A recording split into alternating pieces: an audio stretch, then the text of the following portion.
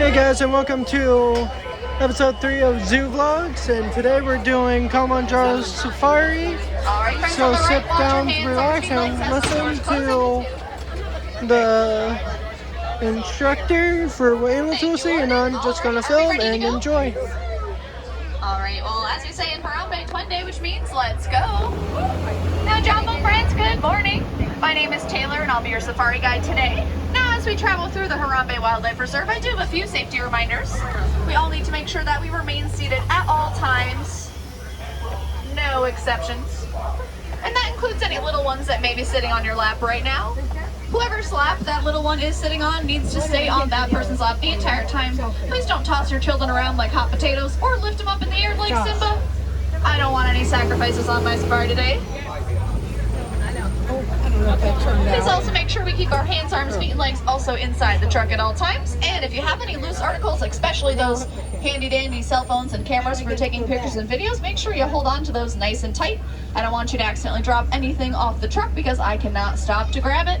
Of course, we'll do our best to get it back to you at some point throughout your day. It just might not come back the same way you left it, if you know what I mean. Yeah, it's an animal up there. And also, as we head into the Turi Forest here in just a moment, want to remind everyone that we are entering the wildlife's home, which means we need to be able to respect those wildlife. So that means refraining from any loud noises to spook the animals, especially yelling, screaming, whistling, or trying to call out to the animals or make their noises. We are entering their home after all, so we want to be respectful. Now, off to the left, you're going to see a few different antelopes over there. There's a kind of deep chestnut colored antelope towards the back. Those are bongos. And then there's a few smaller tanner ones down towards the front here on the left. Those are greater kudu. Now on the right hand side, just behind some brush, there's an okapi or two. They're brown colored animals with black and white stripes. Look, it's got zebra legs, but it's brown. Now the striping pattern on all of these animals is very unique, and it also acts as natural camouflage. The horizontal striping on the okapi on the right-hand side of the truck helps to break up its silhouette pattern so that other animals, especially predators, can't see them as well. Now the vertical striping on the bongos and greater kudu that were on our left acts like the sunlight coming through the canopy of the forest, so that also kind of acts like a natural form of camouflage. Just on our left-hand side, folks, there's a black rhino laying down right close to that water there. Now, black rhinos are each about 3,000 pounds. Unfortunately, they are critically endangered, with less than 5,000 left in the entire world. They don't have any natural predators in the wild, but unfortunately, humans are their only predators.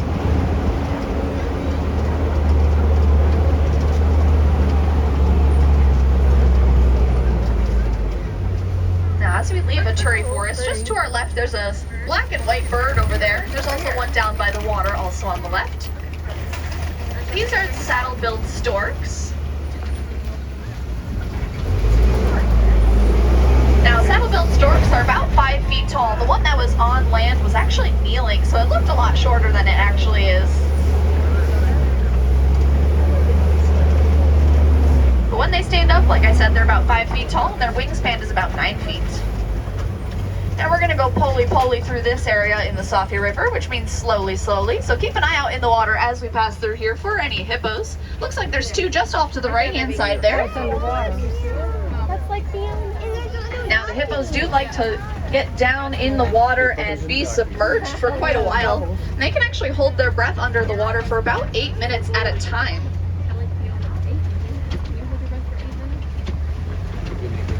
Keep an eye out on the left-hand side of the truck. Looks like there's a few hippos over there. Oh, right there's the hippos, baby. Yeah, there was 3. You're right. Now, hippos are very large animals and very territorial. They're about 5,000 to 6,000 pounds each. And although they're quite large, they can run very fast. They can charge at speeds of about 30 to 35 miles an hour. But they do share their habitat here with those pink-backed pelicans that were on that island.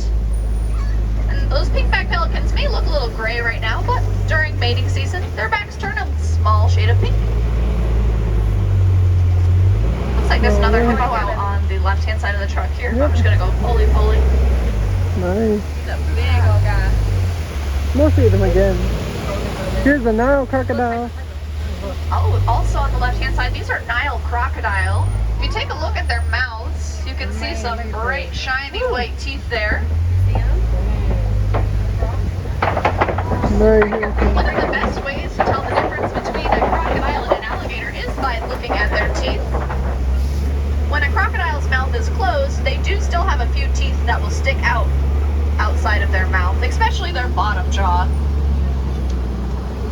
Now there was one crocodile over there that did have its mouth open a little bit. Crocodiles are ectothermic animals, which means they don't sweat, lucky for them. So instead they'll hang their mouths open like that to help let the heat escape. Sort of how our dogs at home might pant or leave their tongue out of their mouth. Now as we enter the savanna here, there's a beautiful baobab tree on our right hand side, also known as the upside down tree because its branches kind of look like roots. Now that tree will remain leafless like it is now for about 9 months out of the year to help conserve water.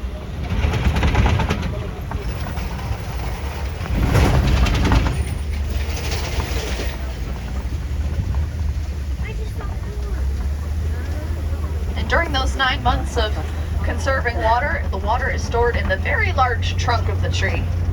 Oh, it does look like it. You're right. I don't know what it's called, but look out Daddy's side. Just to the right over here, these are white-bearded wildebeest. Now, wildebeest are very migratory animals, and they'll travel up to 1,000 miles every single year.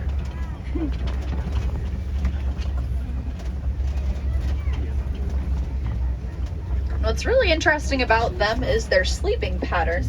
They'll actually sleep in rows, all facing the same direction. That way, if there's any immediate threats in the area while they're sleeping, they can all get up at the same time and run in the same direction. So they're very uniform and very organized.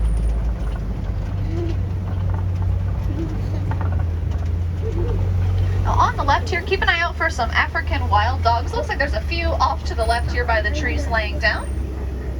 Now the African wild dogs also have the nickname painted dogs due to their unique markings on their fur.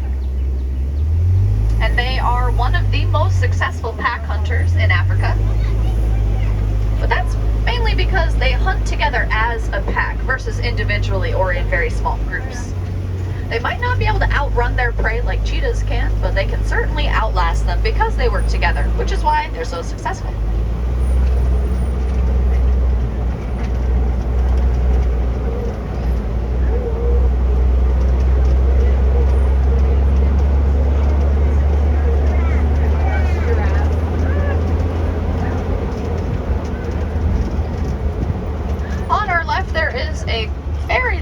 Termite mound and a few shorter ones over here. Now termite mounds are created by termites from 3 substances: spit, soil, and dung.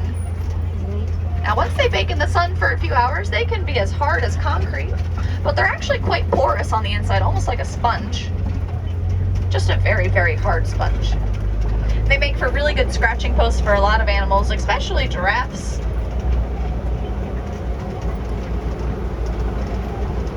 As they get worn down over time from being used as scratching posts, smaller animals can leap up onto them to use as a perching post to look out for predators.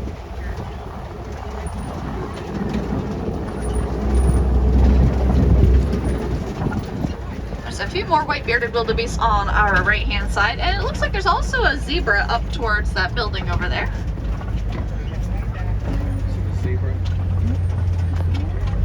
Now that zebra is one of the Hartmann's mountain zebras, which are a little different from other zebra species. And it looks like there's a Maasai giraffe as well, also on the right-hand side, walking our way. Now giraffes are very curious animals. And they're also very tall, as you can see.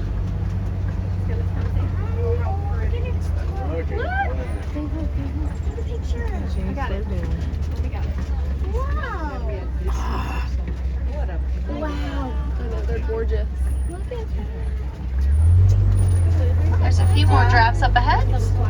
And you may have seen that giraffe's tongue as it was walking by. It's a unique color. It's kind of a purplish blue color. And it does serve a very important function. As you may know, giraffes eat a lot of food throughout the day, so they spend a lot of time with their tongue sticking out of their mouth. So that tongue being a purplish blue color helps to protect them from the sun so they don't get sunburn on their tongue. It's hard to get away sitting in the middle. Looks like there's another one just over here on our left, reaching very high up into that palm tree to get to those leaves. That's one of the best functions of their neck and tongue. Their tongues are prehensile, which basically means they act like our fingers do, so they can use them to grasp onto the branches and leaves very easily. And their tongues are also very long. They're about 18 inches long. They have good Now, a lot of the animals in the savannah help each other to shape the natural landscape around them. So, I don't know. Taller animals like the giraffes will trim the trees. Smaller animals like the wildebeest we saw back there will trim up the grass. And larger animals like elephants will knock over trees to get to the foliage at the top. Mandrills. Speaking of elephants, there's one just to our left, or our right hand side over here, just through those trees.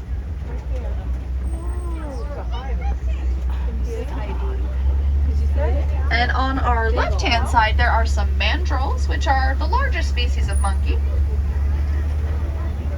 Adult males can be up to 100 pounds, like that male in the trees just to our left. And you can tell the difference between a male and a female. Their faces are much brighter. The blue and red of a male's face is much brighter than a female's, and as they get more excited, the more bright it will become. Now that elephant does seem like it's all alone, so it's most likely a male. Males are very solitary in nature, but they prefer it that way. Of course, they'll rejoin the main herd for breeding purposes, but then they'll kind of break off on their own again. And it is rare, but sometimes male elephants will form very small male-only groups. But like I said, that's pretty rare.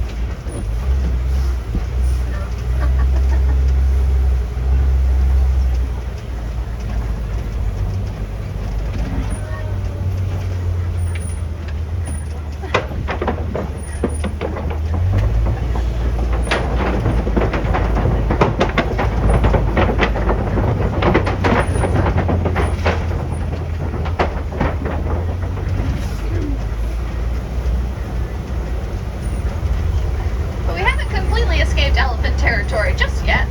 As we pass through the red clay pits here, the elephants do like to travel through these areas. They'll use their tusks to scrape away at the red clay here. They do tend to favor the right hand side for some reason. But they'll scrape away at the clay, and they actually eat this clay. It is very rich in minerals, so much like you and I might take a multivitamin every day, the elephants will eat the clay. Oh, looks like there's one off on the left hand side, just over these bushes. I just barely caught a glimpse of it. Oh. And there's another one. Oh, there's a few more in the back by the baobab tree, so we should hopefully get to see a good view of a few more elephants on the left. Now, there are quite a few here, so like I said, it's most likely some females and they're young. Males are more solitary, so it's most likely females.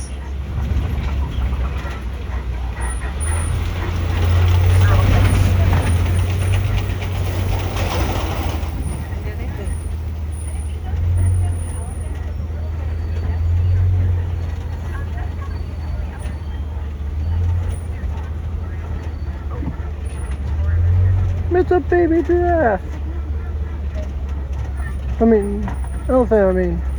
Baby elephant. The elephant that's just behind the baobab tree over there. Some of you may have noticed what I saw. It used its trunk to fling some straw up onto its back. Now, elephants do this for a few different reasons. Sometimes they'll fling mud or water on their backs to keep themselves cool, but they also do it to act as a natural sunscreen. They are very prone to getting sunburned because they have very sensitive skin. So, elephants tend to have very dirty looking backs, mainly because of that reason. They don't want to get sunburned. Now there's a much better view of an elephant right there.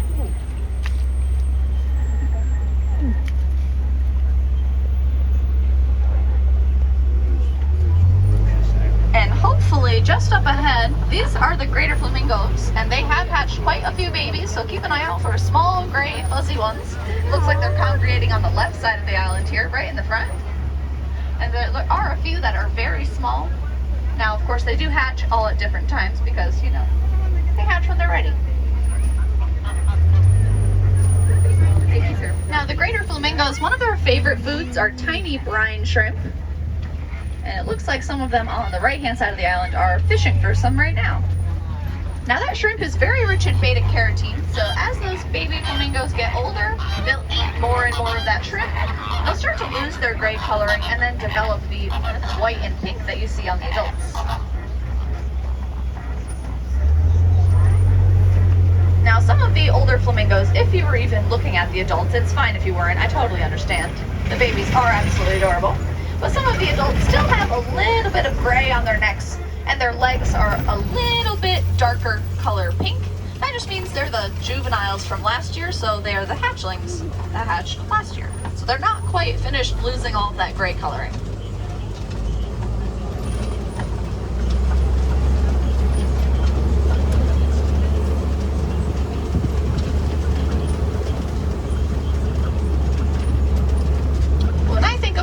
I normally think of those really bright fluorescent pink flamingos. The greater flamingos are the largest and the lightest shade of pink. Oh, just ahead on the left, I do see a few cheetahs up walking around, one especially close to us, so keep an eye out for them. Normally when they're laying down, they're very hard to find. They're right there. They're both walking. Look at that. Look at you.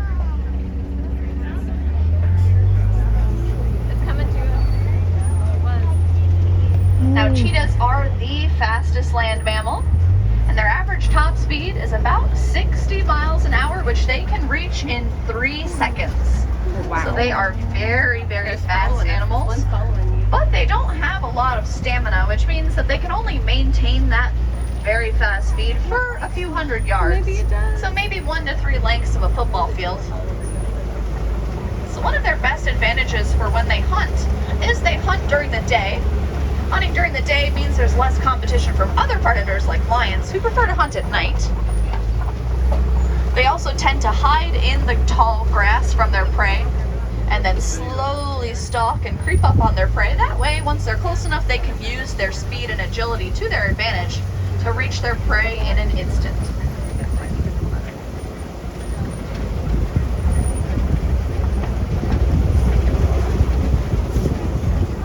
I see a few white rhinos just up ahead. They're going to be on the right-hand side of the truck, just past these Kopi rocks, just behind that tree there. And it looks like the little baby is out today as well. And also on the right-hand side, kind of parallel with our truck on the left there, on the right. Oh my goodness, left and right. I need some coffee. Now that small antelope over there with the white face and the brown body is a bontebok. Sorry. At one point in time, there was less than 20 bontebok left in the entire world. So they were very critically endangered, almost extinct. But there was a farmer in Africa that took some of those bontebok into his farm and helped protect them. And because of that farmer's efforts, we are very grateful and able to have one of those bonteboks here today. Now, just to the left of that large tree on our left, Pumbas. there's a few warthogs. Hakuna Matata. And it looks like there's a tree in the middle here. There's one right behind that tree, laying down as well. Ain't no passengers. Now let's see if we can get a little bit closer to look at these white I thought you were rhinos. telling me to stop. No worries for the rest of your day. And we have a beautiful view of the baby. Aww.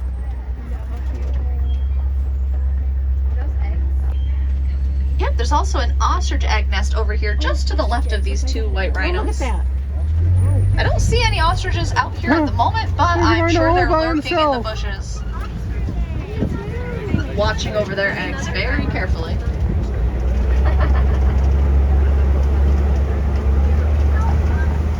Now, similarly to the black rhino we saw earlier, white rhinos are also very critically endangered.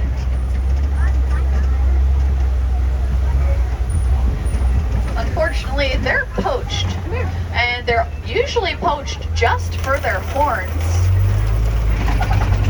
Some cultures believe that they hold some sort of medical value or medicinal properties. So they're very highly valued on the black market, but it's very shocking to research as to why, because their horns are actually made of keratin, which is the same material as our fingernails. So conservation is a huge thing that we try to do here on the reserve, and there's a few different efforts going on over here. Now these little Nigerian dwarf goats may not seem like a conservation effort, but they are.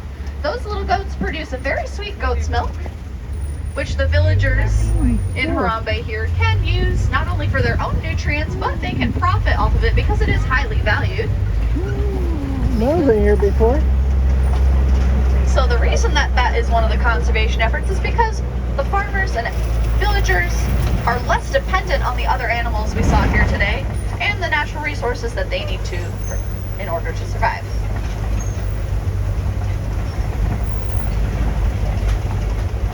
Now there are other conservation efforts going on here at Animal Kingdom. If you guys haven't already checked out Rafiki's Planet Watch, I highly recommend checking that out. It's our conservation station. And you can get there. It's about a 5 to 10 minute train ride just outside the exiting area over by the Gorilla Falls entrance as well. And at the conservation station, there's also an affection area, almost like a little petting zoo. Now they don't have elephants or anything like that you can pet, but they do have some smaller animals that are kid-friendly to pet. And they also have, in the conservation area, you can learn more about how we take care of and feed the animals every day. And there's also a medical center as well, where sometimes they're even doing surgeries on the animals if they require it. So if you have a stomach for that and they're doing one, feel free to check that out. One of my favorite areas over at Rafiki's Planet Watch is the animation area, where you can go and draw some of your favorite Disney characters with the help of a Disney animator.